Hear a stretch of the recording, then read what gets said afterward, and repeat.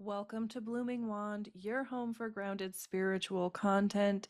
I'm Emily O'Neill, evidential psychic medium, intuitive healer, and coach, and I want to welcome you to our winter solstice episode. As we approach the threshold of the winter solstice, I have found myself listening to the Corpus Christi carol and In the Bleak Midwinter. And for this episode, I wanted to share what brings me back to these songs time and time again. I hope that they support your self-care and spiritual practices on the solstice. I also want to add that I will be sharing a blessing at the end of this episode for your practices. I will also tell you that you'll find links to listen to each song along with a bit of history and background in this episode. We're going to also have that in the newsletter and the blog, so they're going to be in all the places. And I hope that you find them as captivating as I have, because I think they're really interesting tunes. And I hope that they do support your self-care and spiritual practices. On a side note, for those of you that get the newsletter, if you want links to some of these songs, there's some performances on YouTube that I've included.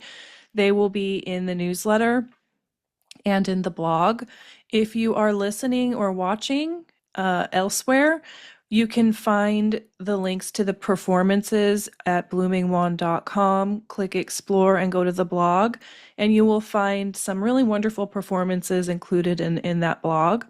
You may want to listen to them before you finish this episode, or listen to them after, or just enjoy them whenever you have time. I will be talking about the lyrics in this episode, but I do think it's nice to listen to the tunes and sort of let them sink into your bones, into your consciousness, and see what arises in you when you listen to them.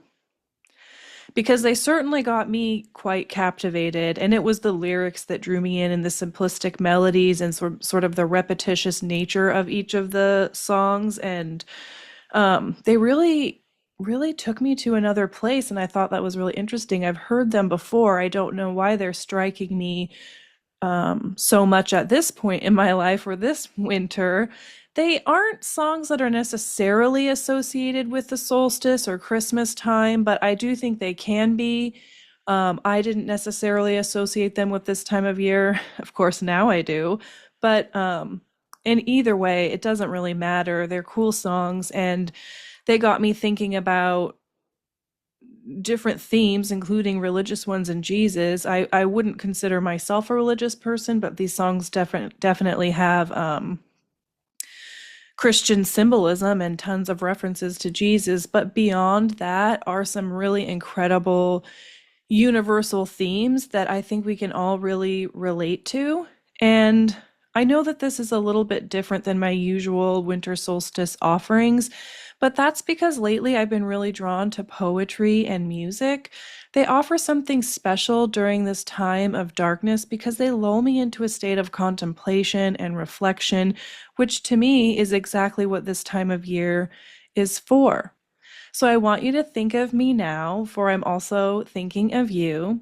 So think of me, this is kind of how I came to create this episode. I was tucked in at home with a book and my record player, watching the birds out the window while the music was playing, and I was dreaming and contemplating life and love and death and dreams. And after all, this is what the dreaming time, or winter, is all about. I do think of winter as the dream time, or a dreaming time, when we turn inward and take stock of the realms within, so that come spring we might paint the outer ones with the active expression of our renewed life force. When I listen to the Corpus Christi carol and In the Bleak Midwinter, I hear songs that extend beyond their simple melodies by offering something timeless and heartbreaking, because it is love, pain, and age-old themes of suffering and hope that lay at the heart of them. Each piece holds contradictions without resolving them: life and death, majesty and humility, mystery and intimacy. They ask us to dwell in paradox rather than explanation, which feels deeply appropriate for this dark turning point in the wheel of the year. So please join me now as we explore each song together, and I would be curious to know if these songs resonate with you. Let's dive in. So, on the Corpus Christi Carol, this is one of the most enigmatic pieces in the English carol tradition. First written down by Richard Hill, a London grocer between 1504 and 1536, the carol is even older than its transcription. Many scholars believe it dates from the late 15th century. And adding to its mysterious and romantic nature, the original author remains anonymous, lost to the fading threads of time. And I'm going to read the lyrics to you for reference. Sadly, I won't be singing them because I'm not much of a singer. I don't think you want to hear that. But I will read them for you. They do read like poetry, so it's kind of nice to just read them so that you'll know what the lyrics are talking about. And I would encourage you at some point to listen to the songs. You can Google them, look them up anywhere. There are so many renditions of them, of all sorts, and they're all really wonderful and interesting in their own way. So let's dive into the lyrics of the Corpus Christi Carol. Lule, lule, lule, lule, the falcon hath borne my make away. He bare him up, he bare him down, he bare him into an orchard brown. Lule, lule, lule, lule, the falcon hath borne my make away. And in that orchard there was a hall that was hanged with purple and pall. Lule, lule, lule, lule, the falcon hath borne my make away. And in that hall there was a bed, it was hanged with gold so red. Lule, lule, lule, lule, the falcon hath borne my make away. And in that bed there lies a knight, his wounds bleeding day and night. Lule, lule, lule, lule, the falcon hath borne my make away. And by that bedside there kneels a maid, and she weeps both night and day. Lule, lule, lule, lule, the falcon hath borne my make away. And by that bedside there stands a stone, Corpus Christi, written thereon. So, the haunting refrain Lule Lule, which is a lullaby, frames the strange and dreamlike narrative. A falcon carries away the speaker's beloved to an orchard containing a hall that's draped in purple and gold, where a knight lies bleeding from wounds that never heal, while a maiden kneels weeping beside him, and at the bedside stands a stone inscribed Corpus Christi. Now, scholars have debated the carol's meaning for centuries, and I have some leading interpretations for us to explore here. And the first is Eucharistic symbolism. The imagery may derive from the medieval cult of the Easter Sepulchre, with its crucifix, host, and embroidered hangings, the watchers kneeling day and night in devotion. These things are very Christian oriented and sacred imagery that is being replayed out in ritual and ceremony. And the medieval cult of the Easter Sepulchre refers to the elaborate Holy Week liturgical ceremony centered around a temporary tomb-like structure used to symbolize the burial and resurrection of Jesus Christ. It was a widespread practice, particularly in late medieval Britain and Ireland, designed to make the Easter story a vibrant sensory and dramatic experience for the whole congregation. From Good Friday through Easter morning, the consecrated host, so the body of Christ in bread form, would be placed in this sepulchre, often draped in purple and gold cloth, while members of the parish kept constant vigil, kneeling in prayer day and night, just like the maid, and the carol's hall that is, quote, hanged with purple and pall, and the bed that is, quote, hanged with gold so red, and the stone marked Corpus Christi, or body of Christ. We've got the maiden who weeps both day and night. These things all mirror this liturgical practice that we're describing in terms of the cult of the Easter Sepulchre. And I just think the ritual itself is very interesting. And I don't know anybody personally that maybe knows more about this than me or engages in these things, but I do find any ritual pretty fascinating because I think rituals are really powerful and meaningful no matter what they're for. But in this reading, the carol, so from this perspective that we're exploring, the carol does become a meditation on perpetual presence with the sacred, on bearing witness to Christ's suffering and death, and the mystery of a body that bleeds eternally for the world's redemption, that wound that won't heal. The weeping maiden represents the faithful keeping vigil, unable to look away from the wound, maintaining her watch through the long night before resurrection. So that fascinates me. I wonder what your reaction to it is. I know some of us have some religious trauma, so exploring these themes is sort of not always the easiest thing to do.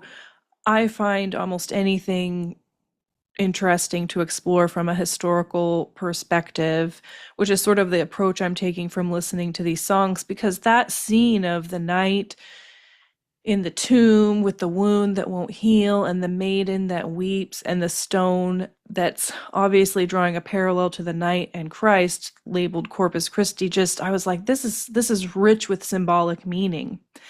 But this is what it really got me thinking about is I could tell that it also had a connection to Arthurian legend, and I have always been obsessed with Arthurian legend since I was like a kid. I remember poring through books about Merlin and Arthur and Lancelot and Guinevere, and I'm still really fascinated with it. And so the other perspective that we can kind of look at this song is through the Fisher King and the Holy Grail.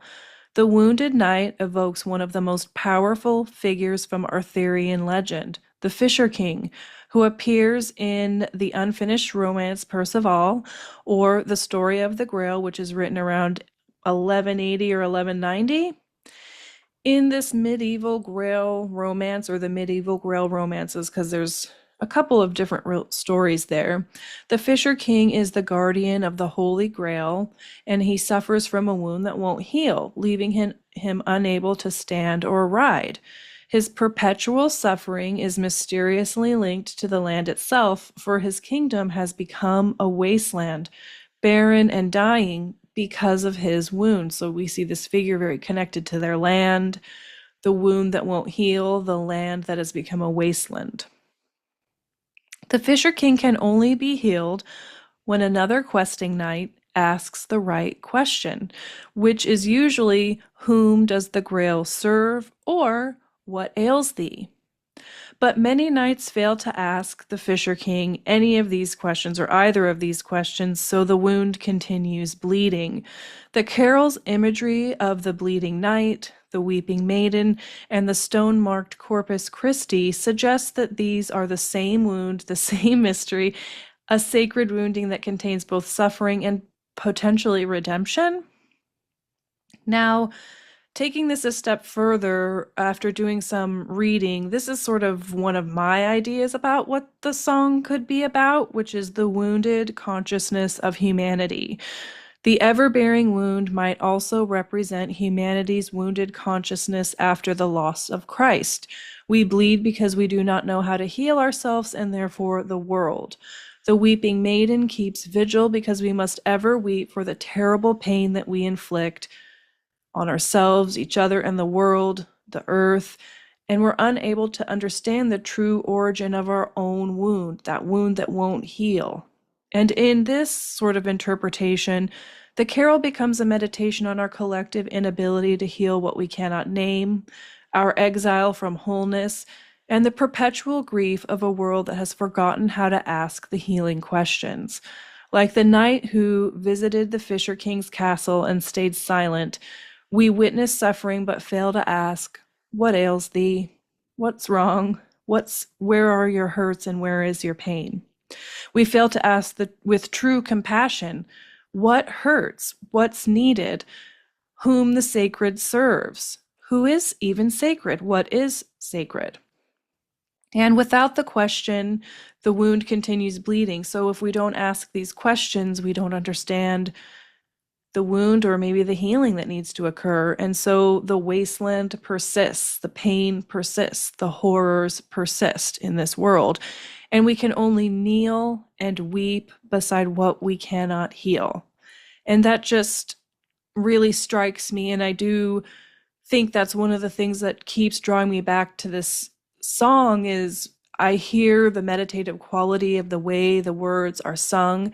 And I think about this idea of wounds that won't heal and having to bear witness to sometimes really unbearable things. And I do think that that's the human experience. I don't think there's ever been a time where there hasn't been pain or suffering, but there's also wonderful things, and the world is a very complex place. And I think even though this song is so simple, it speaks to that. Now, there is also political allegory here. Some scholars suggest the falcon and Boleyn's heraldic badge represents her displacement of Catherine of Aragon in Henry VIII's affections, with the bleeding knight symbolizing the church being wounded by Henry's break from Rome. So there's so many layers to the way that we could look at this. And what makes this carol so powerful is its refusal to resolve into a single meaning. It holds Easter and Christmas, sacred wounding and political trauma, personal grief, and collective consciousness all at once. The bleeding knight could be Christ, could be the Fisher King, could be the church itself, could also be humanity's wounded heart, or perhaps the carol's genius is that it's all of these things simultaneously. And the mystery deepens rather than clarifies. Why does the wound never heal? What questions have we failed to ask? What have we lost that keeps us weeping beside the bed? Benjamin Britten recognized the carol's spiritual depth when he paired it with In the Bleak Midwinter, which we're going to talk about next, in his 1933 work, A Boy Was Born. And Jeff Buckley's heartbreaking 1994 recording brought it to new audiences, describing it as a fairy tale about a falcon who takes the beloved of a singer to an orchard. And I do think that this song has a fairy tale-like quality, and I love fairy tales because they're complex and they have so many layered meanings to them and lots of imagery, symbolic imagery. And that's stuff I'm really into. You probably already know that by now if you've been following along for a while. But beneath the fairy tale lies something more troubling and true, a wound that won't close, a vigil that will never end, and the terrible beauty of staying present to suffering that we simply cannot fix. So moving on, I know that's a lot to contemplate. I think it's wonderful to have things to contemplate and to dream about and think about and wonder about. I mean, this is a very, very old song, and in today's world, it's still so relevant, and it's really stood the test of time. Now, moving on, we're going to explore In the Bleak Midwinter. And on a side note, I noticed I watched this show called Peaky Blinders with Cillian Murphy. It's kind of violent, but I really loved it. But they were always quoting this song, and I thought that was interesting. So that kind of spurred me to start listening to it more, and I was like, oh, this is kind of interesting. And now I'm listening to the music, and then I did more research on it, and I'm going to share that with you now. But this song has also kind of been brought into the forefront of popular culture from that really popular show, Peaky Blinders. So Christina Rossetti wrote this as a poem in 1872 for Scribner's Monthly, and it was originally titled, quite simply, A Christmas Carol. And it wasn't set to music until 1906, 12 years after her death, when Gustav Holst composed the sublime tune Cranum for the English hymnal. And Harold Drake created a more elaborate setting for this song that was later voted the best Christmas carol by leading choir masters worldwide. So here are the lyrics for reference. I'll read them to you now. In the bleak midwinter, frosty Let me start that again. In the bleak midwinter, frosty wind made moan. Earth stood hard as iron, water like a stone. Snow had fallen, snow on snow, snow on snow, in the bleak midwinter, long ago. Our God, heaven cannot hold him, nor earth sustain. Heaven and earth shall flee away when he comes to reign. In the bleak midwinter, a stable place sufficed the Lord God Almighty, Jesus Christ. Enough for him whom cherubim worship day and night, a breastful of milk and a mangerful of hay, enough for him whom angels fall down before, the ox and the ass and the camel which adore. Angels and archangels may have gathered there, cherubim and seraphim thronged the air, but his holy mother, in her maiden bliss, worshipped the beloved with a kiss. What can I give him, poor as am I? If I were a shepherd, I would bring a lamb. If I were a wise man, I would do my part. Yet what can I give him? Give him my heart. Rossetti was a deeply devout Anglo-Catholic influenced by the Oxford movement, which is a 19th century revival within the Church of England that emphasized ritual, sacrament, and mystery. And this creates a profound theological paradox in language, or this song does. And let me tell you why. I was listening to it and I'm like, wait a second. If Jesus was born in Bethlehem, there wouldn't be any snow or cold earth. And I can't believe I didn't notice that right away. But she places the Christ's birth in a Victorian English winter, snow and all, despite knowing full well that Bethlehem didn't look like that. But that's not historical confusion, it's deliberate. By setting the nativity in the frozen landscape that her readers knew, she makes the story immediate and felt. The bleak midwinter becomes a metaphor for spiritual desolation, the harsh landscape of Roman occupation, the vast distance between heaven's glory and earth's suffering, the coldness of a world that doesn't recognize what's been given.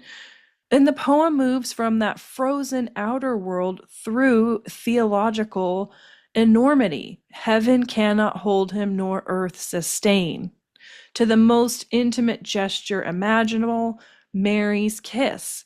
And then it turns to us, asking the question we've all asked when faced with something too large to comprehend.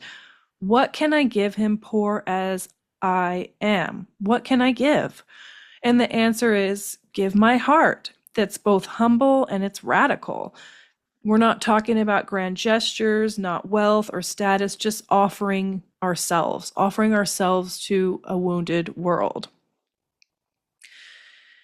Even if we're not religious, or even if you're not religious, there's something powerful in this message to give your heart to the world. For the world is ever terrible, but also ever wondrous, and a remarkable opportunity to love and be loved lives within us all, despite all that might pressure or pursue to take that love or break our hearts. The carol reminds us that our presence, our attention, and our willingness to stay open matters more than we think.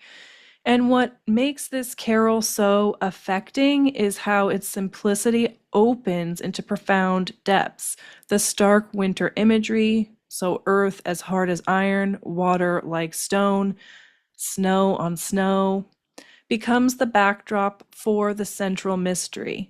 God choosing to enter the world not in glory, but in absolute vulnerability. And I would argue we all enter this world in absolute vulnerability. The Virgin Mother's kiss, so ordinary and so tender, becomes an act of worship equal to angelic adoration. And the humble stable kind of, quote, suffices for the Almighty. When Rossetti shows, she really is showing us that the sacred isn't separate from the everyday. It's woven through it, if only we have the eyes to see that it's there. Both carols share this quality of holding contradictions without resolving them. They use material images, so bleeding wounds, frozen water, a simple stable, to point towards transcendent realities. They've endured precisely because their meanings remain open, mysterious, and multiple. And they're songs that don't explain the holy, they simply bear witness to it. And in this season of long darkness before the light returns, these songs invite us to sit with mystery rather than rush towards resolution. They remind us that the sacred lives in paradox, the wounded knight who guards the grail, the God whom heaven cannot hold, cradled in a mother's arms, the poorest gift, love, being the only one that matters. But perhaps more importantly, they remind us that the holy lives in all of us, that part of ourselves that will never die, that remains innocent and pure despite the wounds we bear and carry. Midwinter is a time to remember that part of yourself, and perhaps these will aid in that remembering. So the winter solstice is the 21st, and midwinter would be somewhere near the beginning of February. So there's plenty of time to sink into these during the season of kind of darkness, but we will see more light increasing as we move from the solstice towards that halfway point between the solstice and the spring equinox, which is February 1st. And while I'm not religious, I can still appreciate the beauty of these songs, for they have carried in the collective memory of my ancestors. I believe that this is, in part, why they resonate with me so deeply. My people have come from England, Ireland, Western Europe, among other places where these songs were very likely sung through countless winters. And when I listen to them now, I'm listening across time, joining a long line of people who have turned inward during the dark season, who have contemplated wounds and healing, and who have asked what gift they might offer to a world both terrible and wondrous. And I hope that you find your own meanings in these haunting melodies and that you share them with me. I'd love to know what you think. So before I dive into our winter solstice blessing, I want to share some journal prompts for the dark season with you that are based off these songs. And it's just a different way of approaching journaling, letting the music and the songs kind of inspire our self-reflections. Find the ones that you like. You certainly don't need to journal on all of them. So I have a couple under the theme of mystery and unknowing. What mysteries in your own life have you been trying hard to solve? What might happen if you simply sat with them instead?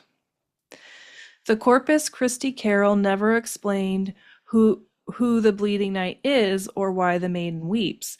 What questions in your spiritual life might not need answers right now? So kind of leaning into the mystery and the unknowing, maybe it's okay that things that you're questioning go unanswered. Maybe answers aren't really required or needed right now. On sacred wounds.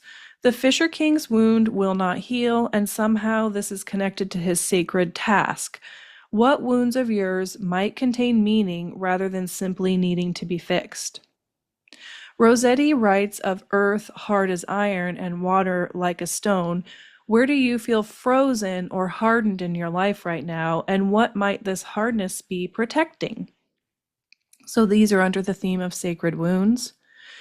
The next are under the theme of paradox and contradiction. The first being, heaven cannot hold him, yet a stable suffices. What contradictions are you holding in your own spiritual life right now? This makes me think of one that came up in one of our episodes where we talked about signs from spirit. Are we making them up or are they real? And there are a lot of contradictions that come up in that episode. And I know that for myself, working as a medium, just any kind of spiritual practice, but particularly in mediumship and looking at signs from spirit and communing with spirit in an evidential way, so bringing evidence forward that the information I bring forward can be validated and verified. I have to, even though I try so hard to be kind of evidential, there's so many things I can't answer. There's so many things that I don't know. We can't prove where the information that I'm tapping into is actually coming from, but it's so meaningful and helpful to people. And they'll ask me, like, how do you get that? Where does it come from? And I can only tell them loosely what I think is happening, but a lot of it, I don't know. I don't know what the answer is. So I think that holding paradox and contradiction is part of a spiritual practice, and leaning away from absolutes and having all the answers and things being really shored up, pinned down, tied up with a perfect little bow. That's really not reality. We can't know all things, and it's okay to contradict yourself, frankly, as long as you own it and understand that that's what's going on. um, we are walking contradictions, we humans. Here are some on the theme of witness and presence. The maiden in the Corpus Christi carol simply kneels and weeps beside the wounded knight. When has your practice been enough, even when you couldn't fix something? The Fisher King awaits someone who will ask the right question. Who in your life might you need to ask what ails thee, rather than trying to solve their problems? So maybe you know somebody who kind of could stand in for that wounded knight, that wound that won't heal, and maybe they're waiting for somebody to ask them what's wrong. Who knows? Here are a couple prompts on darkness and waiting. We're approaching the longest night of the year. What are you waiting for in this dark season? What are you waiting for?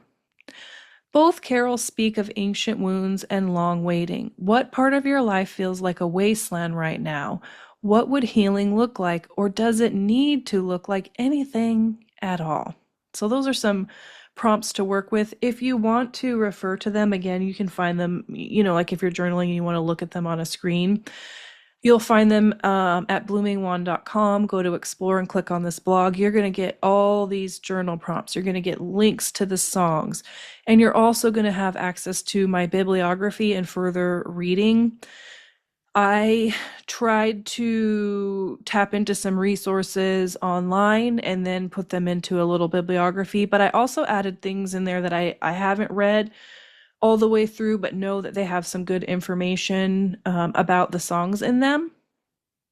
And just because I kind of like to give you guys access to where I got all the information that I'm referring to here. And I want to now shift gears into reading a poem for the winter solstice. And I offer this to you from a place of love and in support of your self-care and spiritual practices. I wrote this a couple of years ago, and it's not new to most of you. You've probably seen it before, but it's a good friend. And I invite you to read it on the solstice by candlelight in the dark. Read these words. And know that as I read them now, that I'm thinking of all of you and sending my love.